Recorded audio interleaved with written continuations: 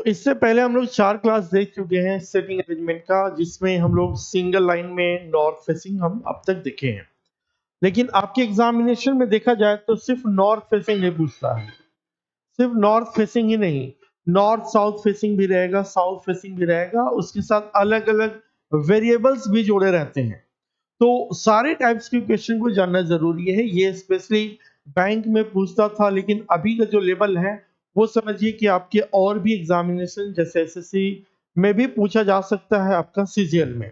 तो इस तरह के क्वेश्चंस को आप देखिए, उसके बाद का जो लेवल आएगा वो बैंकिंग में ज्यादातर पूछेगा। लेकिन आज की जो क्लास है वो एसएससी का अपडेटेड वर्जन, यानी अगर सिलेबस चेंज जैसा हो रहा है सीजीएल के लिए तो उसमें आपका ऐसा भी पूछ सकता है। ठीक है, चलिए तो अभी एक बार थोड़ा सा रिकैप करेंगे कि हम लोग देखे हैं, सपोज करिए कुछ लोग हैं नॉर्थ की ओर फेस करके बैठा हुआ है, तो हम लोग ऐसा क्वेश्चन देख चुके हैं। लेकिन अभी हम देखेंगे north and south facing uncertain number, मतलब कितने लोग नॉर्थ है ये पता नहीं रहेगा, कितने लोग साउथ है ये नहीं पता रहेगा। अब उसके आधार पे क्वेश्चन को बनाना रहता है। ठीक है, चलिए पहला क्वेश्चन आपकी स्क्रीन पर आ रहा है। ये अभी तक जो हम पढ़े हैं एक सीरीज में, वो आपका 1 से लेके 96 तक हम पढ़ चुके हैं। 1 to 96 क्वेश्चन हम लोग देख चुके हैं। इसका पीडीएफ पूरा चाहिए, ठीक है, तो रीजनिंग बाय जफर सर पे टेलीग्राम चैनल पे जाके इसका पीडीएफ को आप डाउनलोड कर लीजिए। टोटल का टोटल लगभग 350 क्वेश्चन मिल जाएंगे सिर्फ सिंगल लाइन से। इसी तरह से डबल लाइन का, स्क्वायर का, रेक्टेंगुलर का, सर्कल का, उसके बाद फिर आपका फ्लोर का, बॉक्स का, ये सारे टाइप्स आपको वहां पे मिल जाएंगे। तो फिलहाल आप देख सकते हो वहाँ पे पीडीएफ सिंगल लाइन अरेंजमेंट का। ठीक है, तो क्वेश्चन क्या जरा गौर करिएगा। S, T, U, V, W, X, Y and Z are sitting in a straight line equidistant from each other but not necessarily in the same order। यानी S से Z तक सारे जो लेटर्स हैं, सारे जो नंबर है, आपका जो पर्सन्स हैं, वो स्ट्रेट लाइन में बैठे हुए हैं, लेकिन जरूरी नहीं है कि वो इसी क्रम में हैं। आगे क्या लिखा है? Some of them are facing south while some of them are facing north. Note: facing the same direction means if one is facing north, then other also faces north, vice versa. Facing the opposite direction means so if one facing north, then other facing south। ये जो note है इसका मतलब आप समझ लीजिए, ठीक है, क्योंकि ये बार बार आपको क्वेश्चन में देखने को मिलेगा। मतलब अगर कभी बोलेगा कि सेम डायरेक्शन में देख रहा है, सेम मतलब क्या हुआ कि अगर एक नॉर्थ में देख रहा है तो दूसरा भी नॉर्थ में देखेगा, वाइस वर्सा। मतलब अगर दूसरा साउथ में देखेगा तो वो भी साउथ में देखेगा, अगर वो सेम बोलता है तब। अगर वो अपोजिट डायरेक्शन बोलता है तो एक नॉर्थ देखेगा तो दूसरा साउथ देखेगा, वाइस वर्सा। मतलब अगर एक साउथ देखेगा तो दूसरा ऑटोमेटिकली नॉर्थ देखेगा। इसका मतलब ये हुआ, इसको जानना बहुत जरूरी है। ठीक है, चलिए अब आगे क्या लिखा हुआ है। यहां तक जो था क्वेश्चन का इंफॉर्मेशन दिया हुआ था। अब यहां से कंडीशंस है जिसके आधार पर हमें क्वेश्चन को बनाना है। क्या लिखा हुआ है जरा गौर करिएगा। S faces north, S north की ओर देख रहा है। Only two people sit to the right of S, S के राइट में केवल दो लोग देख रहे हैं। S faces north, अगर S नॉर्थ की ओर देख रहा है, इसके राइट में केवल दो लोग हैं, यानी एक और एक दो। अब तक पता चला तीन लोगों के बारे में। S जहां भी है नॉर्थ में देख रहा है, इसके राइट में पहला दूसरा दो लोग हो गए। तो अब टोटल पता चला कि 1 2 3 4 5 6 7 8, 8 लोगों का जगह है। 8 लोगों के बारे में बताना है, हम सबकी जगह फिक्स कर दिए। क्योंकि क्योंकि एस नॉर्थ की ओर देख रहा है और इसके राइट में केवल दो लोग हैं, तो बाकी सब लेफ्ट में हो जाएगा। ये अंडरस्टूड है? ठीक है, आगे देखिए।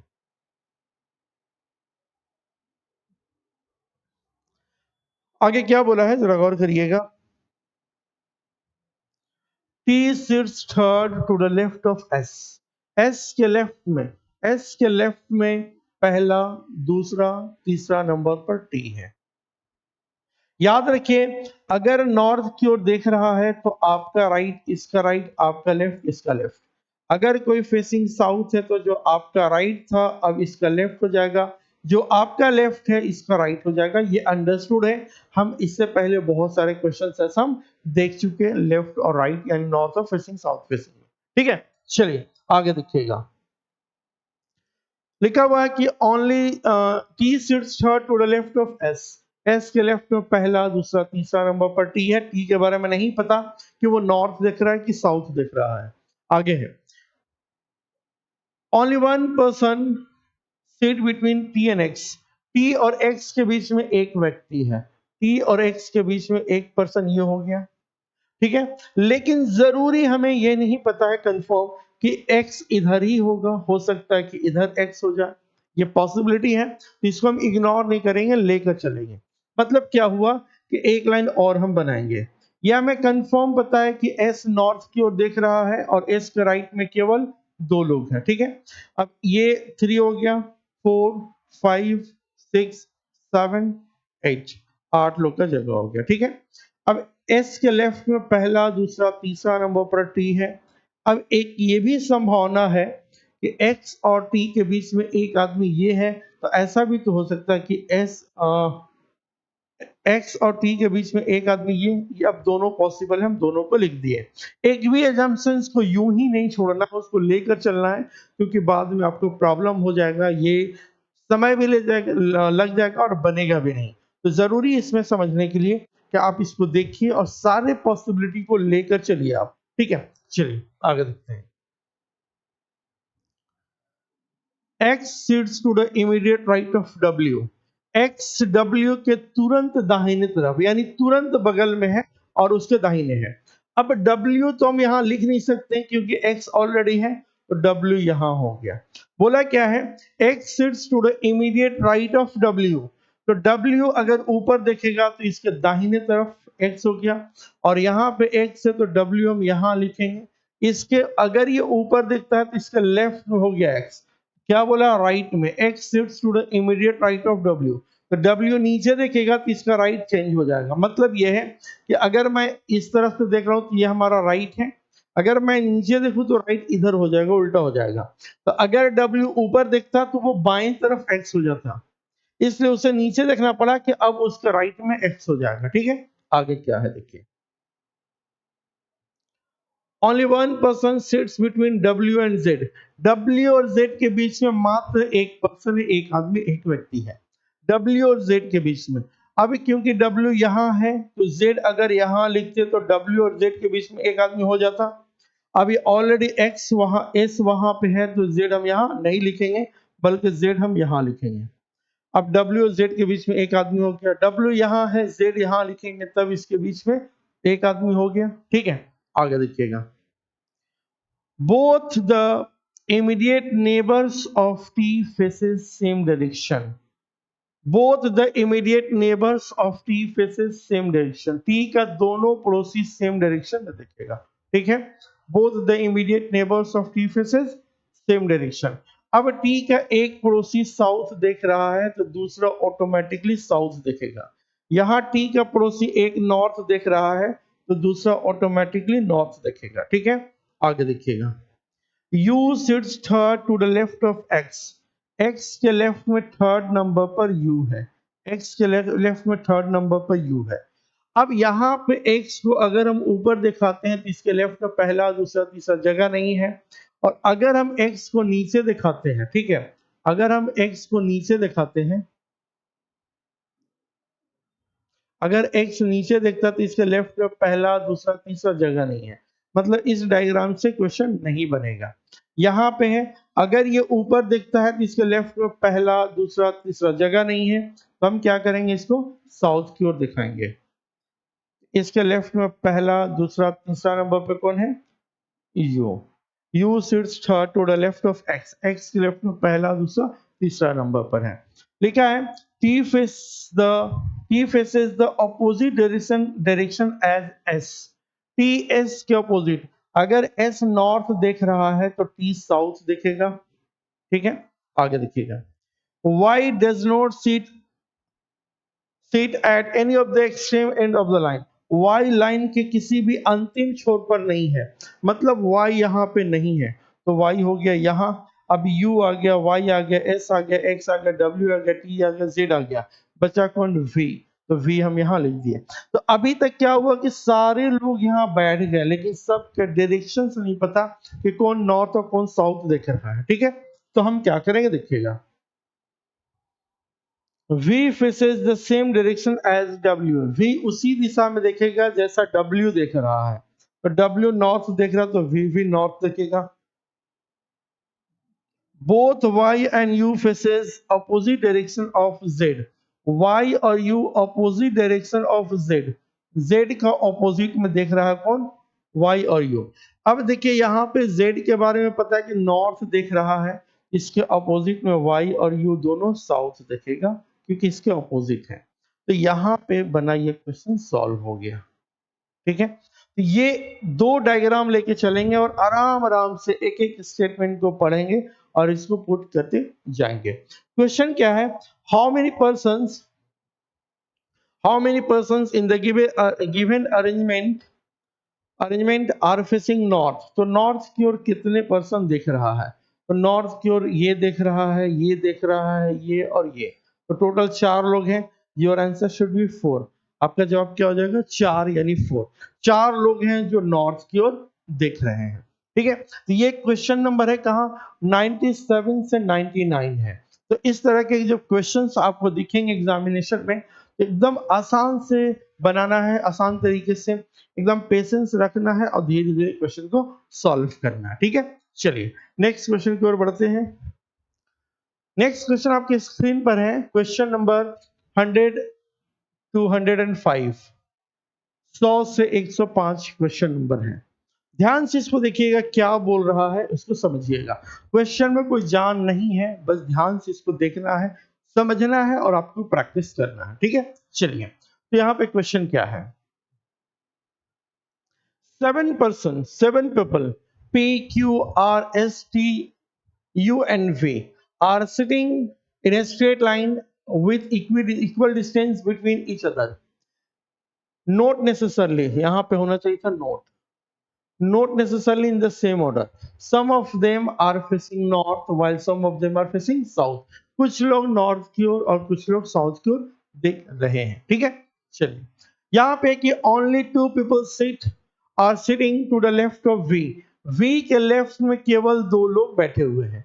अगर हम एक लाइन ऐसे बना दें और यहाँ पे हम बना दें V, तो V के लेफ्ट में एक और एक 2 लोग हैं। ठीक है, अब यहाँ पे टोटल 7 लोग हैं। 2 के बारे में पता चल गया, 1 2 3 4 5 6 7। 7 लोगों के बारे में जगह कंफर्म जानकारी मिल गई। ठीक है, 7 लोगों के बारे में जो जानकारी मिल गया हमें, ये इस तरह से। अब कौन नॉर्थ कौन साउथ है वो समय आने पे पता चलेगा। लेकिन एक बात बताइए कि आपको कैसे पता चला कि वी नॉर्थ की ओर ही देखेगा? जरूरी तो नहीं है, ऐसा तो कुछ बोला नहीं है कि वी नॉर्थ की ओर देख रहा है, वी साउथ भी हो सकता है। तो हाँ बिल्कुल हो सकता है। तो हम दोनों डायग्राम्स को लेकर चलेंगे। ठीक है, चलिए तो हम क्या करेंगे, एक डायग्राम और बना लेंगे कि अगर ऐसा हुआ कि वी साउथ की ओर देखता हो, तो इसके लेफ्ट में केवल 2 लोग हैं। 2 लोग का जगह बना दिए, 1 2 3 4 5 6 7। 7 लोग का जगह फिक्स हो गया। ठीक है, अब V के लेफ्ट में केवल 2 लोग हैं, तो भाई यहां भी देखो V के लेफ्ट में केवल 2 लोग हैं। आगे क्या लिखा हुआ जरा गौर करिएगा, only 2 people sit between V and Q। V और Q के बीच में मात्र 2 लोग हैं। अगर V जहां भी लिखे हैं 2 के बाद Q लिख देंगे। अब वो लेफ्ट भी हो सकता है और राइट भी हो सकता है, एज पर सिचुएशन देखेंगे। तो V और Q के बीच में जब 2 लोग बात हो रहा है, तो हम अगर देखेंगे V यहाँ है, तो 1 2 के बाद Q के लिए जगह नहीं है, तो इधर जाएंगे 1 2, यहाँ पे क्या हो जाएगा Q। अब देखिए V और Q के बीच में 2 लोग हो गया यहाँ पे, इधर पॉसिबल नहीं था क्योंकि V के बाद 2 के बाद इधर Q के लिए जगह नहीं है, तो हम यहाँ नहीं लिखेंगे। तो 1 2 यहाँ पे कौन हो गया, Q। V और Q के बीच में कितना लोग हो गया, 2 लोग हो गया। तो ठीक है, चलिए आगे हम देखते हैं क्या लिखा हुआ है। P sits second to the left of Q। Q के लेफ्ट में सेकेंड नंबर पर P है। अब यहाँ पे P seat second to the left of Q। Q के लेफ्ट में अगर ये नीचे देखता है, इसका लेफ्ट इधर पहला दूसरा जगह नहीं है, तो हम क्या करेंगे, इसको नॉर्थ की ओर दिखाएंगे। Q के लेफ्ट में पहला दूसरा नंबर पर P है, क्योंकि यहाँ पे लाइन बोला है कि P seat second to the left of Q। अगर Q को हम ऊपर की ओर दिखाएं तो इसके लेफ्ट में पहला दूसरा जगह ही नहीं है, तो हम क्या करेंगे, ये नीचे की ओर देखेगा। इसके लेफ्ट में क्योंकि नीचे देख रहा है तो अब लेफ्ट इधर हो गया। इसके लेफ्ट में पहला दूसरा नंबर पर कौन है, तो ये मेरे भाई P है। ठीक है, आगे देखिएगा। The immediate neighbors of P faces opposite directions। मतलब P का जो immediate neighbors है, neighbor का मतलब लेफ्ट और राइट दोनों वाला, अगल बगल वाले। immediate neighbors of P faces opposite direction, यानी P का एक पड़ोसी नॉर्थ देख रहा है तो दूसरा साउथ देखेगा। अगर एक साउथ देख रहा है तो दूसरा नॉर्थ देखेगा, यानी एक दूसरे को ऑपोजिट होना है नेबर ऑफ P। ठीक है, चलिए तो अगर यहाँ पे हम बात करें P का एक पड़ोसी साउथ था तो दूसरा ऑटोमेटिकली नॉर्थ हो जाएगा। यहाँ पे P का एक पड़ोसी नॉर्थ की ओर है तो दूसरा ऑटोमेटिकली साउथ की ओर हो जाएगा, क्योंकि यहाँ पे बोला है the immediate neighbours of P faces opposite direction. अब जो ब्रैकेट वाला है वो हम बता चुके हैं, ब्रैकेट वाला का मीनिंग हम आपको बता चुके हैं, इसको हम काट दे रहे हैं। ठीक है, आगे देखिए। Only one person sits between P and R। P और R के बीच में केवल एक व्यक्ति, यहाँ पे फुल स्टॉप होगा। P और R के बीच में केवल एक व्यक्ति, अगर P यहाँ है तो एक के बाद R पॉसिबल नहीं है तो R हम लिख देंगे यहाँ। अगर P यहाँ पे है, एक के बाद पॉसिबल नहीं है तो R लिख देंगे हम यहाँ। P और R के बीच में केवल एक व्यक्ति है। ठीक है, चलिए। U sits third to the left of R। R के लेफ्ट में थर्ड नंबर पर। अगर ये साउथ की ओर देखा तो इसके लेफ्ट में पहला दूसरा तीसरा जगह नहीं है, तो यहाँ पे R हो गया। U sits third to the left of R। R के लेफ्ट में पहला दूसरा तीसरा नंबर पर U हो गया। अगर यहाँ पे हम R को देखें, नॉर्थ दिखेगा तो इसके लेफ्ट में पहला दूसरा तीसरा जगह नहीं है, ये देखेगा नीचे, इसके लेफ्ट में पहला दूसरा तीसरा नंबर पे कौन है, तो U है, ये U हो गया। ठीक है, आगे देखिएगा। S is not an immediate neighbor of Q। S Q का निकटतम पड़ोसी नहीं है, यानी Q यहाँ है तो S यहाँ नहीं होगा, S हो गया यहाँ। अगर Q यहाँ है तो S नहीं होगा, S यहाँ हो गया। बच गया कौन, T। बच गया कौन, T। तो क्वेश्चन तो सॉल्व हो गया, मतलब सब लोग तो बैठ गए, लेकिन अभी ये हमें नहीं पता कि कौन लोग नॉर्थ और कौन लोग साउथ देख रहा है। ठीक है, आगे देखेंगे। Both the immediate neighbors of R facing the same direction। R का दोनों पड़ोसी एक ही दिशा में देख रहा है, मतलब एक पड़ोसी अगर नॉर्थ देख रहा है तो दूसरा ऑटोमेटिकली नॉर्थ देखेगा, और अगर एक साउथ देख रहा है तो दूसरा ऑटोमेटिकली साउथ देखेगा। यानी both the immediate neighbours of R faces same direction. R का एक पड़ोसी साउथ तो दूसरा पड़ोसी भी साउथ देखेगा। R का पड़ोसी यहाँ पे देखें एक नॉर्थ तो दूसरा भी ऑटोमेटिकली नॉर्थ देखेगा। अब इसका मीनिंग हम समझा चुके हैं। ठीक है, इसका मीनिंग हम समझ चुके हैं, ब्रैकेट में लिखा हुआ है। आगे P faces the same direction as that of R। P उसी दिशा में देख रहा है जैसा R देख रहा है, तो यहाँ पे अगर R नीचे देख रहा है तो P भी नीचे देखेगा, यहाँ पे R ऊपर देख रहा है तो P भी ऊपर देखेगा। ठीक है, फिर आगे है T फेसेस नॉर्थ।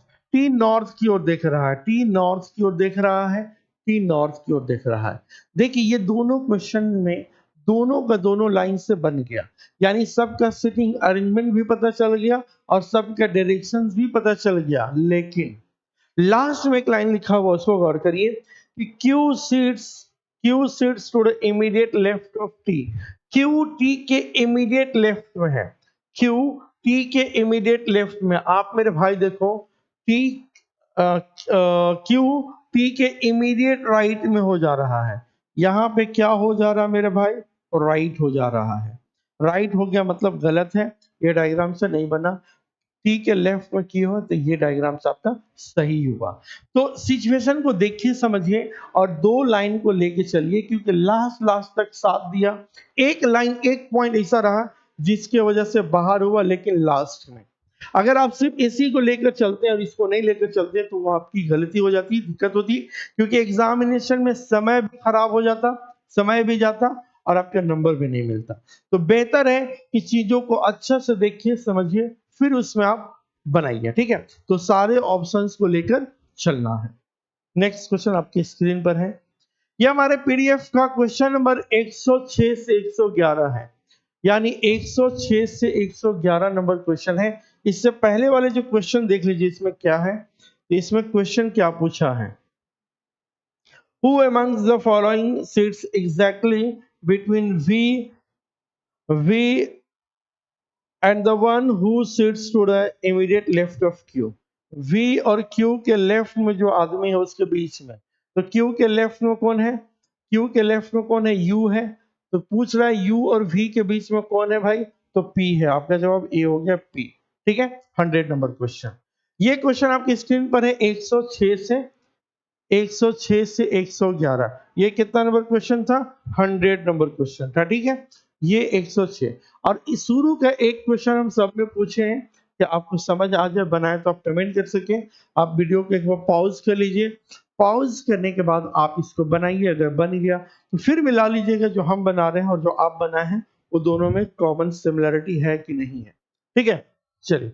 और अगर वीडियो अच्छा लग रहा हो आप लोग को तो इसको प्रमोट भी करना है, लोगों को बताना भी है। ठीक है, तो जितना हो सके इसको शेयर भी करिएगा। ठीक है, चलिए देख मेरे भाई, अब क्या है क्वेश्चन। 8 फ्रेंड्स, 8 मित्र, क्या क्या नाम है? A B C D E F G H, 8 बंदा है। ठीक है, are sitting in straight line but not necessarily in the same order. Some of them are facing north while some of them are facing south. कुछ लोग north की ओर और कुछ लोग साउथ की ओर हैं। B sits fourth to the left of H. B sits fourth to the left of H. H के left में फोर्थ नंबर पर B है। बताइए। H faces north. अब देखिए यहां पे एक लाइन और दे दिया मेरे भाई, H faces north. B sits fourth to the left of H and H faces north. अब इसको एक लाइन लेके चलेंगे, जहां जैसा होगा देख लेंगे।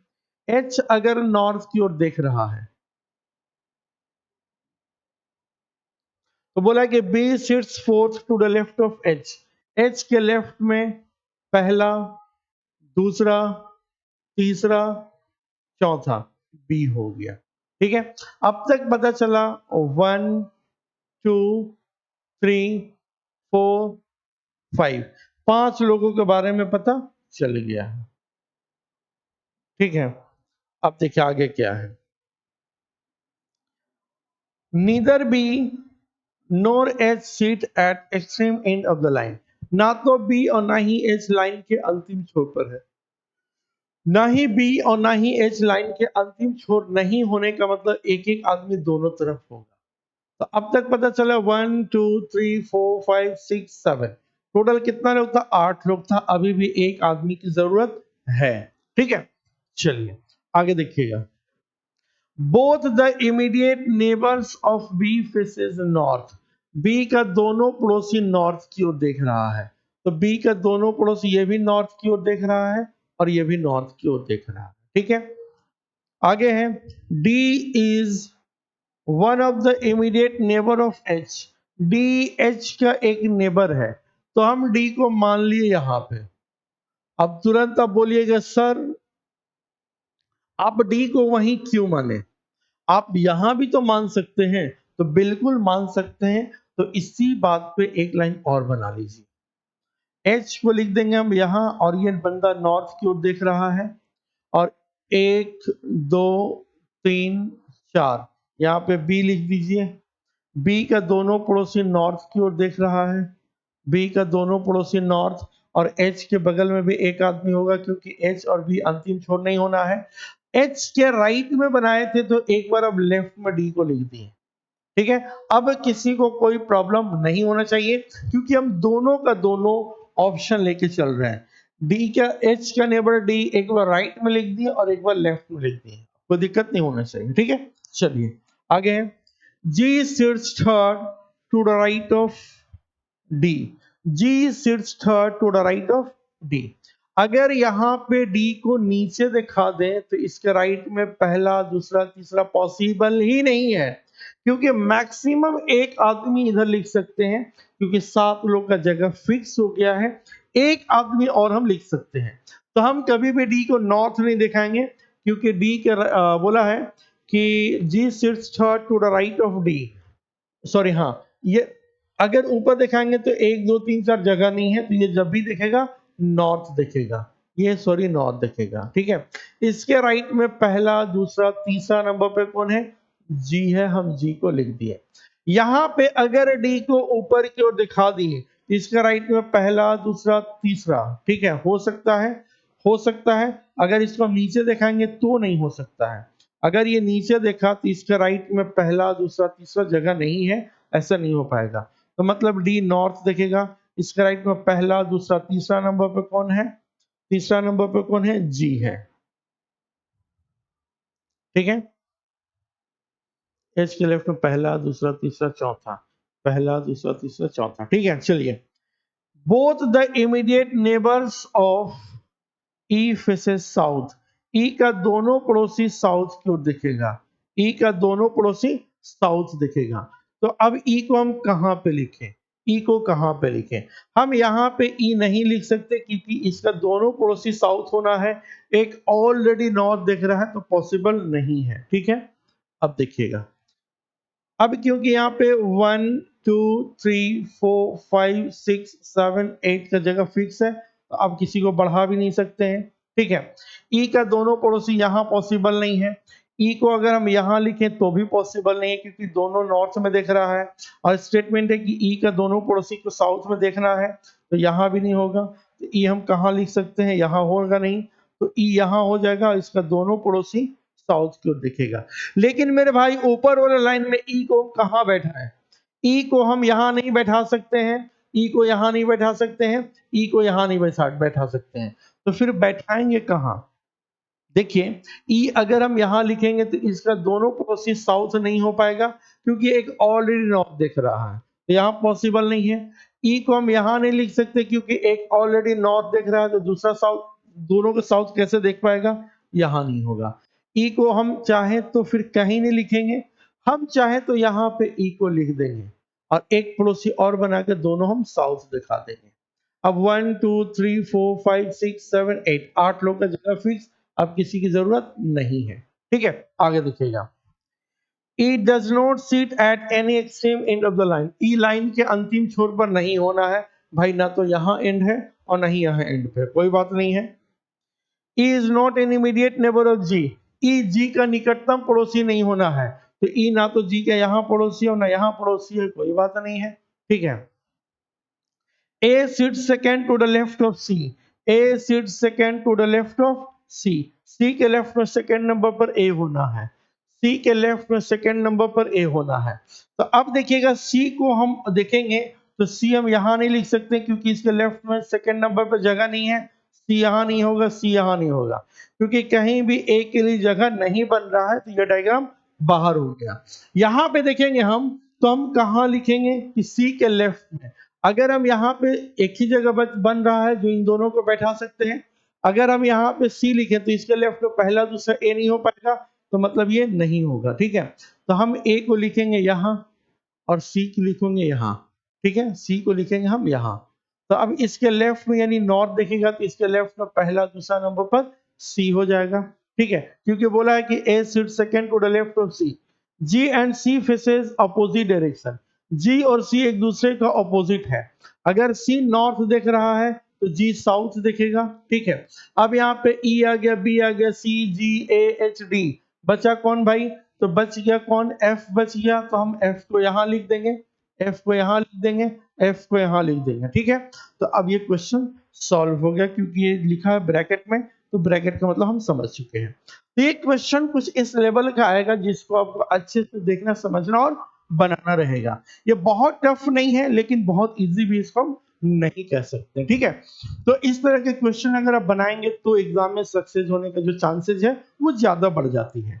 अगर हम बात करें इसमें क्वेश्चन है क्या है कि four of the following five are alike in a certain way based on given arrangement and so form a group. Which of the which is the one that doesn't belong to that group? यानी ये कौन है जो group से बाहर है? तो अगर डी सी जी देखें, डी सी जी, एफ बी, एफ और बी, तो यहाँ पे देखिएगा क्या है, डी कहाँ देख रहा है भाई, डी साउथ की ओर देख रहा है, सी कहाँ देख रहा है, नॉर्थ की ओर देख रहा है, जी कहाँ देख रहा है, तो साउथ की ओर देख रहा है, एफ कहाँ देख रहा है, साउथ की ओर देख रहा है, बी कहाँ देख रहा है, साउथ की ओर। तो नॉर्थ की ओर कौन देख रहा था भाई, तो डी सी, तो ये सी अलग हो जाएगा, क्योंकि सब जो है साउथ की ओर देख रहा है और सी नॉर्थ की ओर देख रहा है, तो इसी वजह से वो अलग हो जाएगा। क्लियर? कोई दिक्कत है किसी को? अगर कोई दिक्कत है तो जरूर बताइएगा, ठीक है। तो ये इसमें हम इस तरह से देख रहे हैं, इसमें बहुत सारे क्वेश्चंस है जो हम लगातार कराते जा रहे हैं और आगे भी कराते जाएंगे, ठीक है। तो इस तरह के क्वेश्चंस आप लोग को देखना समझना है, इसमें बहुत सारे क्वेश्चंस है, देखिएगा। तो बहुत सारे क्वेश्चन है, एक क्वेश्चन और लेते हैं, ठीक है, कि कैसे ये बनेगा, इस क्वेश्चन को जरा गौर करिएगा, ठीक है। बोला है कि ये क्वेश्चन नंबर 112 से 115 है। 8 persons S, T, U, V, W, X, Y, and Z are seated in a straight line, but not necessarily in the same order. Some of them are facing south, while some of them are facing north.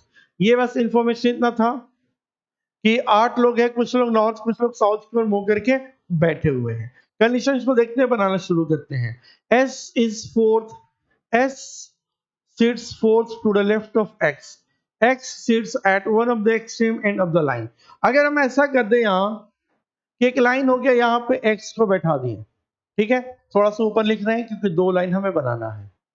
अगर हम X को यहाँ लिख दिए, ठीक है, बोला है कि X sits fourth to the left of X, तो X अगर साउथ देखेगा तो इसके लेफ्ट में पहला, दूसरा, तीसरा, चौथा नंबर पर S होगा, ठीक है। लेकिन अगर X को हम यहां लिखें, क्योंकि अंतिम छोर पर होना है, तो X हम यहां लिखेंगे, इसके लेफ्ट क्या बोला है, फोर्थ टू लेफ्ट, हाँ, तो इसके लेफ्ट में पहला, दूसरा, तीसरा, चौथा नंबर पर S होना है। टोटल कितने लोग है भाई, तो 8 लोग हैं। अब तक पता चला कितना, 1 2 3 4 5 6 7 8, 8 लोग का जगह बना दिए। यहाँ पे 1 2 3 4 5 6 7 8, 8 लोग का जगह हम यहां भी बना दिए, ठीक है। आगे देखिएगा,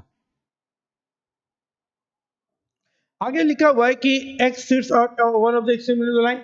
Both the immediate neighbors of S faces south.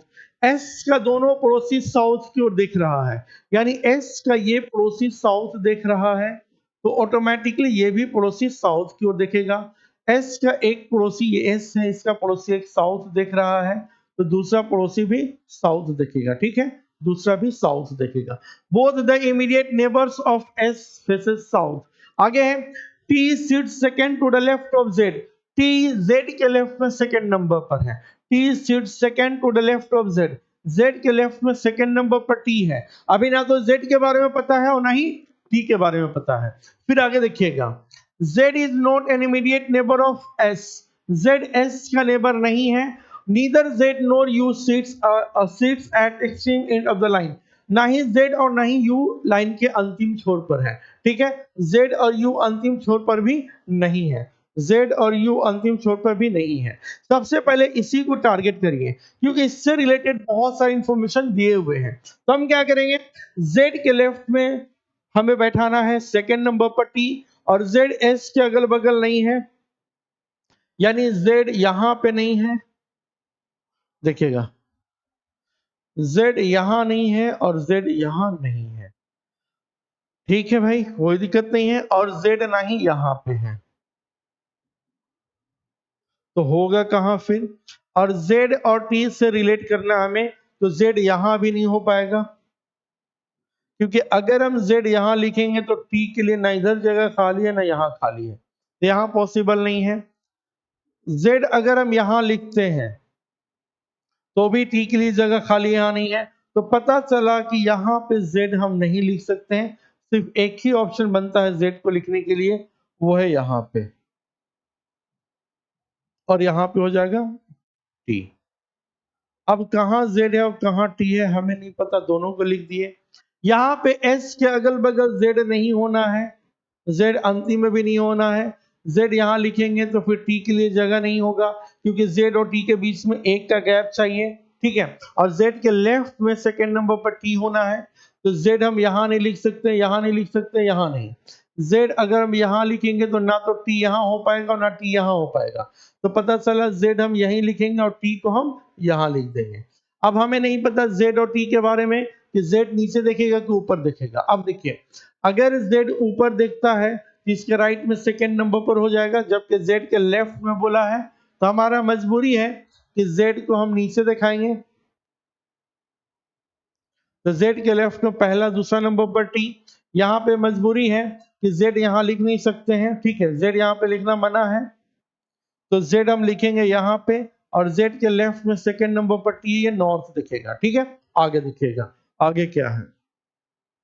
Both the immediate neighbors of U faces north. Both the immediate neighbors of U faces north. North. U का दोनों पड़ोसी नॉर्थ की ओर दिखेगा। U का दोनों पड़ोसी कहाँ दिखेगा? नॉर्थ की ओर दिखेगा। तो U हम यहाँ लिख नहीं सकते हैं। अब Z बैठ गया तो Z को हटाते हैं, बहुत लिखा हुआ दिख रहा है यहाँ पे, ठीक है। Both the immediate neighbours of you faces north. You हम यहाँ लिख नहीं सकते क्योंकि दोनों नॉर्थ नहीं देख पाएगा, हम यहाँ पे भी नहीं लिख सकते हैं, हम यू यहाँ लिखेंगे, इसका दोनों पड़ोसी के नॉर्थ की ओर बैठा दिए। यहाँ पे यू नहीं लिख सकते हैं, हम यहाँ पे भी यू नहीं लिख सकते हैं, यहाँ तो यू लिखेंगे ही नहीं, तो यू को एक ही मजबूरी है कि हम यहाँ लिखेंगे और दोनों पड़ोसी को नॉर्थ हम दिखा देंगे। यू के दोनों पड़ोसी को हम नॉर्थ दिखा सकते हैं, ठीक है।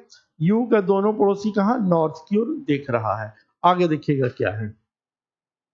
W sits to the immediate left of Y. Y के इमीडिएट लेफ्ट में कौन है? W है। Y के इमीडिएट लेफ्ट में कौन है? W है। अब दोनों बैठेगा, एक साथ बैठेगा। Y के इमीडिएट लेफ्ट में W है, या Y और W यहाँ, Y और W यहाँ, नहीं पता कौन कहाँ है, इतना पता कि Y और W यहाँ, Y और W यहाँ होगा, ठीक है। आगे देखिएगा। Immediate neighbors of V faces opposite direction. अब ये कंफर्म है कि V यहाँ हो जाएगा, अब ये कंफर्म है कि V यहाँ हो जाएगा। Immediate neighbors of V faces immediate neighbors of V faces opposite direction. V का दोनों पड़ोसी क्या ऑपोजिट देख रहा है? तो नहीं देख रहा है, ये बाहर हो गया, ठीक है। तो ये सही होगा, इसमें हमें टेंशन नहीं लेना है। आगे देखिएगा क्या है। ये ब्रैकेट वाला मामला यहां तक हो गया, ठीक है। Immediate neighbours of T faces opposite direction. T का इमीडिएट नेबर अपोजिट, टी का एक पड़ोसी नॉर्थ तो दूसरा ऑटोमेटिकली साउथ देखेगा, ठीक है। आगे क्या है? ये ब्रैकेट वाला हो गया यहां तक। फिर से people sitting at extreme and facing same direction.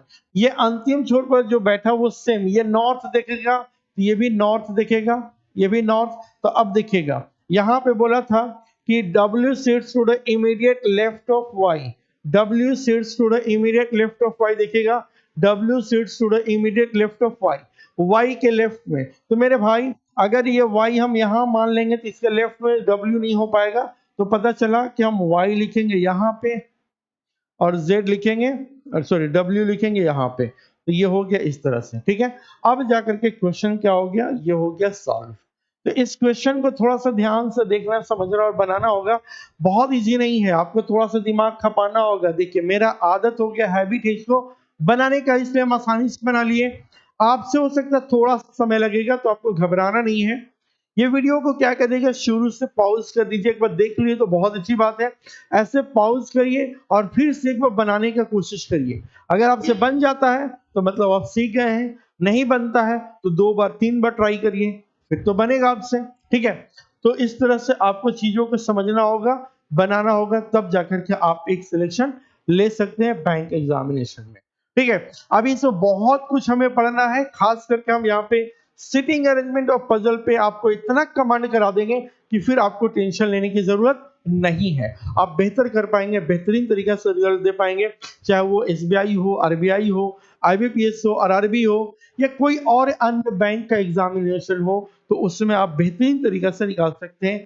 साथ ही साथ अगर आप एमबीए एंट्रेंस एग्जामिनेशन के लिए प्रिपरेशन कर रहे हो या करने वाले हो, तो ये सब चीजें जो है ना आपको वहां भी काम आएगा। ठीक है, तो चीजों को अच्छे से देखिए, समझिए, और इसके पीडीएफ को जाकर reasoning bye Zafar sir Telegram channel से डाउनलोड कर लीजिए। ठीक है, चलिए मिलते हैं हम अगले क्लास में। हालांकि इसमें बहुत सारे क्वेश्चन हम सेट किए हुए हैं, जो अगले वीडियो में ये सारे क्वेश्चन को हम देखेंगे। टोटल जो क्वेश्चन है कहाँ तक है भाई?